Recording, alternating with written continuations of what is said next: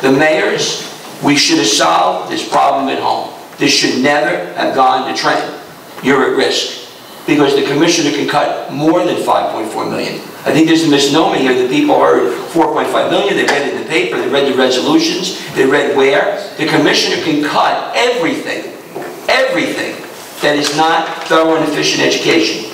Can what Mr. Putz says, 5 million with the extracurricular, can wipe it out with a stroke of a pen. There's nothing we can do, folks. We had the control. We had the control on April 20th when we voted, and parents voted not to go with the budget, which is their right. We had an opportunity to meet with the mayors, and because of the emotionality of this issue and the anger towards educators, and it's disgusting what's going on. And I can't stop this runaway train. It is very frustrating. I'm not even happy about the fact. I'm happy in one respect that I have personal things I want to deal with in my retirement. It's devastating that I'm leaving at this time and watching a good school crumble. It's horrible. We have good administrators that know how to run buildings. We have a great central office that know how to pull things together and make sure that everything that's going on in the building with a very similar nature, which didn't happen here years ago, that we have a unified district. We have great teachers, and we have excellent students. And we deal with the little things we deal with. I'm worried about the safety of the buildings and the cleanliness of the buildings. Not to mention my bus drivers and custodians who were impacted by these cuts already in the first 81 cuts. The buildings will survive a year or two without the necessary, if you will, capital improvements and big stuff. But after a while, you will see a difference in the buildings without having the custodians that we have, and keep our buildings clean, and our staff will keep it safe. Our security staff and everybody else involved. But this level of cuts is unconscionable.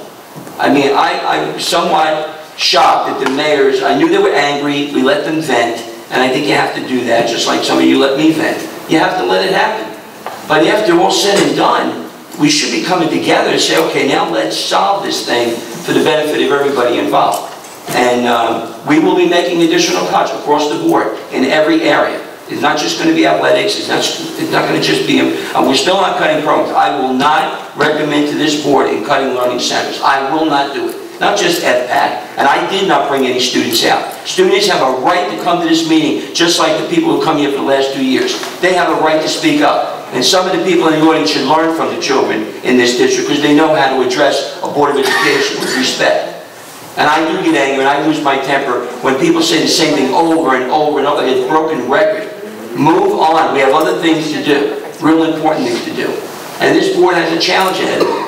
There's going to be a lot of changes, there'll be a reorganization, and hopefully we'll get through this year. And then hopefully, and I'm hoping the governor's right. I'm hoping that everything he's doing, that he knows something that we don't know, and he's going to fix it. So that next year we'll get through and there'll be some improvement. I'm just going to be an optimist. I'm hoping it happens. So where the cuts are coming, as I said, it's across the board. Nothing is safe at this point. Everything's in the open. But the learning centers, the academies, some of the specialized programs in this district, the sports program, the extracurricular, we can't just dismantle it totally. It's going to take a hit, absolutely. But it's not going to be destroyed. At least that's not my recommendation. I just want to make one comment. I'm not ashamed to admit that sometimes when Sean speaks, I feel like I'm listening to a foreign language because I have a hard time understanding, like fund balance, this and that kind of stuff. But we tried to explain this, Tom Chiazzo and myself, to the Freehold Township Committee. You know, they were talking about the 4.5, they were acting like it wasn't that much. So I just want to say something that I'm sure everybody can understand. We lost in state and federal aid for next year $14.7 million. Now when you add 4.5 to 14.7, I know that comes out to more than $18 million. That's what we're talking about. $18 million hit. You got to figure that everybody's going to be affected, from cheerleaders to soccer players to people who are in mid-side programs. Everybody, including teachers, administrators, guidance counselors, everybody.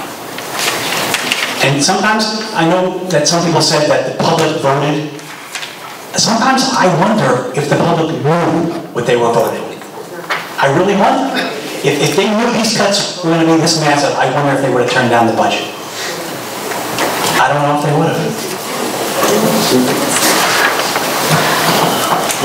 We had two other quick questions. I believe they were from Mrs. Fox regarding when are we going to get the insurance proceeds on the settlement? I think there were a number of questions concerning legal. I think Mrs. Hochberg asked that question. Did she? Yes. First, Mrs. Hochberg, I don't know where you're getting your figures from as to what the litigation cost. I think I explained to the public before there were 3 attorneys involved. There wasn't only my firm involved. My firm handled only an action before the Commission of Education that the individual former board member brought. She was entitled to representation. The board was entitled to representation. There were other attorneys involved. We did not handle that. We just handled that one thing. My fees were nowhere near the amount you said. I can certainly provide the exact number for you if you care to hear it on next week or next meeting as to exactly what my firm got and what each firm got, if you would like. Again, we didn't start that action. That action was started by a Board of Education who felt it was necessary to file those charges against that board member. Right or wrong, I cannot judge that, all right? And we had to defend one part of that, and everybody else was entitled to defense. Well, the Board of Education didn't do that. Individual board members. Individual board members did. I apologize. You are correct. Individual board members filed that. But again, everybody's entitled to representation. I'm sorry, Rich, you're right. As far as insurance proceeds, we have been offered $100,000 already. We don't feel that's enough. We feel that the insurance company has 2 different years, and they really should give us $200,000. So we have $100,000 in the bank, if you will. We're waiting and still negotiating with them to see whether we can get more than $100,000. We know we have the 100. We're hoping to settle somewhere in between. I don't want to say any more at this present time. But there certainly is money there. Mrs. Skrolnik, you are right. There is a First Amendment case that just came out. Certainly you're entitled to get up every week if you'd like, every meeting if you'd like, and talk about Breyer State. That is your right, and no one is taking that away from you. However, again, the Supreme Court has held that you cannot be abusive. Not that you are abusive, I'm not saying, but anyone who is abusive can be stopped from being abusive. The board has entrusted me with attempting to try and monitor the meetings, monitor the comments, and act as parliamentarian.